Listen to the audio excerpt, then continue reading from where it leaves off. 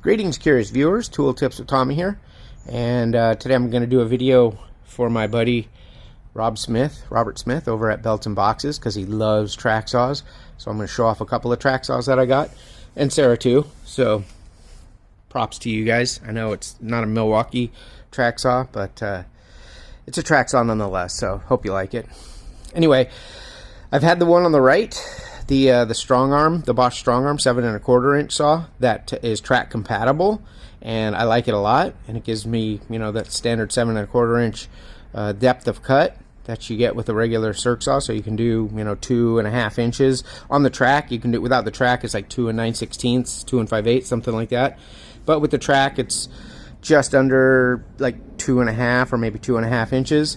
The Bosch, the Profactor, I got the cordless one. The corded Bosch track saw that's been out a little bit longer than the Profactor cordless one that I have is a 6.5.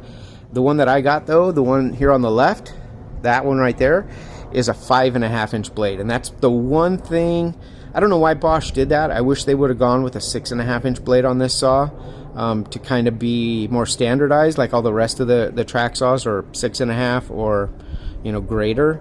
So they went with a 5.5 inch blade, which really cuts down the capacity. In fact, that's what I have here.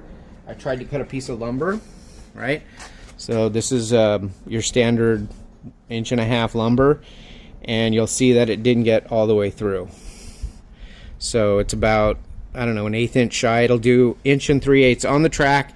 The 5.5 inch saw will cut 1 3/8. So it won't do a piece of lumber all the way through when it's on the track.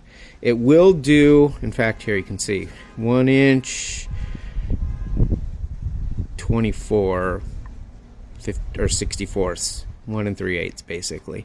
So it's kind of unfortunate that it doesn't do the lumber all the way through, and that's the thing. But I do have the 7 1/4 inch. I have that one right there. So if I need to do any greater capacities, I've got that one. That's why I went with the Profactor saw. If I didn't have the 7 1/4 saw, I would have gone with the corded version, the 6.5 inch blade, so I get that capacity. But since I have the 7 1/4 saw that works with the track, that one will do anything that I have to do that's more than, you know, 1.5 inches. Or if I got to do lumber, I just grab that thing and it rips through lumber, no problem. And if I'm going to use the track on lumber, more power to me. But I really wanted the track saw. Did I need it? Probably not. Did I want it?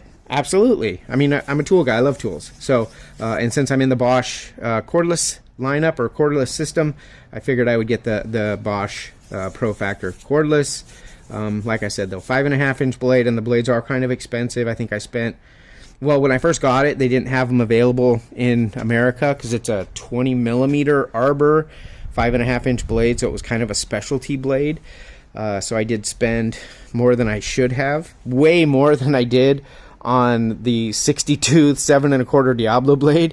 But yeah, it's, you know, it is what it is. I mean, the blades should last long. They are thicker kerf, so they won't, you know, you're not going to get any blade deflection. And that's what that saw is really designed for. The Bosch 5.5 inch track saw, that guy right there, what it's really designed for is panel breakdown. So if you've got, you know, plywoods, oaks, you know, any kind of flooring or anything like that, you got to break it down. Any sheet goods, that's a great saw. It's a great saw for that capacity or for that use. You're not going to use it to frame anything out or anything like that. But oh, the safety inspector made a showing. Hello, Trey. Where's your ball? Get your ball. We'll go find a ball. Maybe, I don't know. I may throw one for him here in a little bit. Anyway, we're talking about saws. So yeah, so it's only a 5.5. That's my one knock against that saw. Other than that, it's very well built. It's very stout, very robust. It's kind of heavy, which makes me feel good about the saw that it's heavy. So as far as use, though, the thing is really easy to wield. It doesn't have the lower guard that the 7 1/4 has, so you don't have to mess with this when you're making a cut. You just set your depth, you know, drop it down, whoop, and make your cut. It's real easy. In fact, I'm going to do a cut here. I'm going to trim this down, and then I'm going to use, I also have the miter, so I'm going to make some 90-degree miters on here and show you how to use the little miter attachment or the miter track. So I have I'm not gonna throw that. Go get a tennis ball, dude. No, go get a tennis ball. Go get something real to throw. Okay, give it to me. No, give it to me. I got it now. So I got this little guy right here. When I bought the saw, I got a good deal on the saw and this as a whole. So this is your little miter attachment, and it goes on there. You can change the, you can change your angles, so you can make a 15-degree cut, 30-degree cut, or whatever you want to do. You just loosen this a screw, and then whoosh, you can push this thing wherever you want, and make any kind of cut you want. So I'll do a couple of these as well.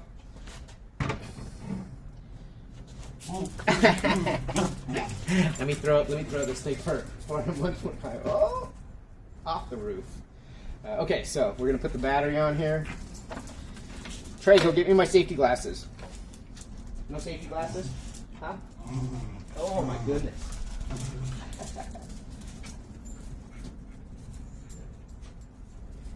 All right, give it to me. Give it to me, feisty one. Oh yeah, he sounds tough, but he really isn't.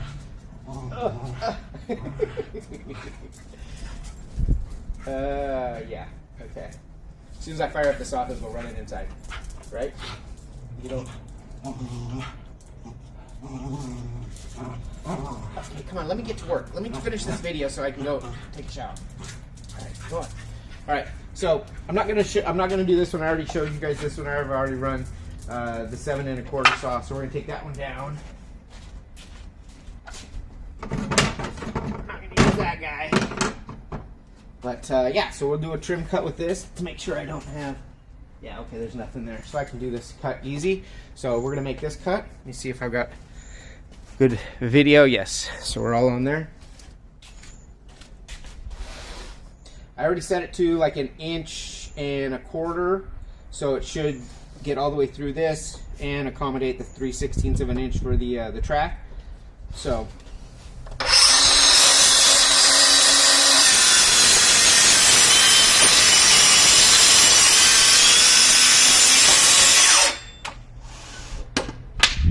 Missed it.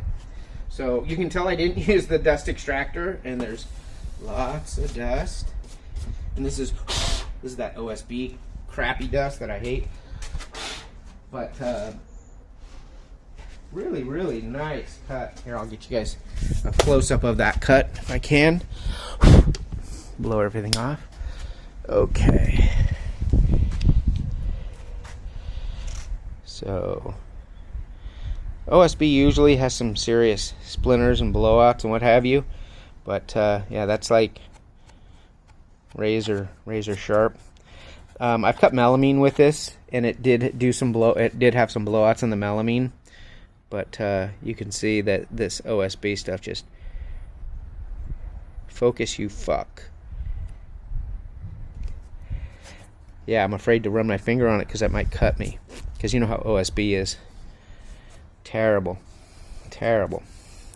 But great cut.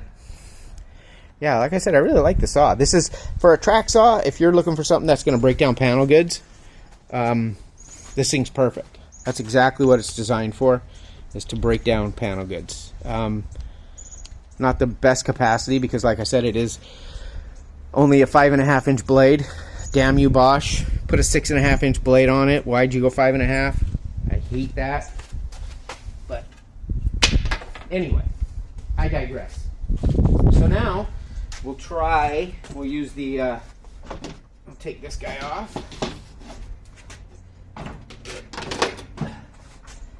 We're going to use this guy right here. So you can put this on, so you can attach it on one of the tracks like this, right? You get the attachment, it goes, you take these little take these guys off like this, attach it to there, and then you can use it as a, a much longer miter. I'm not going to do that, because I don't have that kind of time.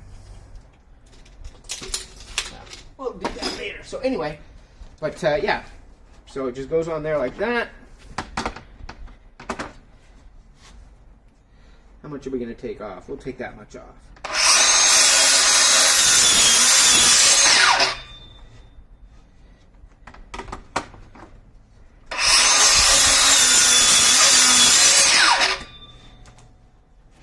nice. And then let's see how accurate that is. So I ran it off of this edge right here, so I have it set at 90 degrees. Perfect. So I'll give you a view on that so you can see how.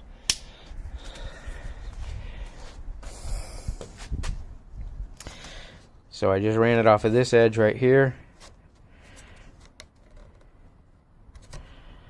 Perfect, 90 degrees. Yeah, so it's a cool little attachment. It's a great track saw. It did come with an L box. I got the bare tool version. I have plenty of batteries and chargers, so I didn't need the full version. And it was like $4.99, I think. Like I said, do I need it? Absolutely not. Did I want it? Absolutely. Yeah, I'm a tool guy, like a lot of other guys that are watching my channel. So anyway, I'm gonna post this. Yeah, so this was, like I said, $4.99. I think this was like $40, but I got a deal where I got both of them. So I think I got this was free. They threw it in when I bought this, so I couldn't pass it up, so I had to get it.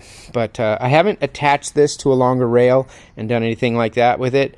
I kind of like the way the Festool one actually fits onto the saw and stays on the saw, but I think since this one doesn't do lumber, you're not going to use it to do any framing jobs, really.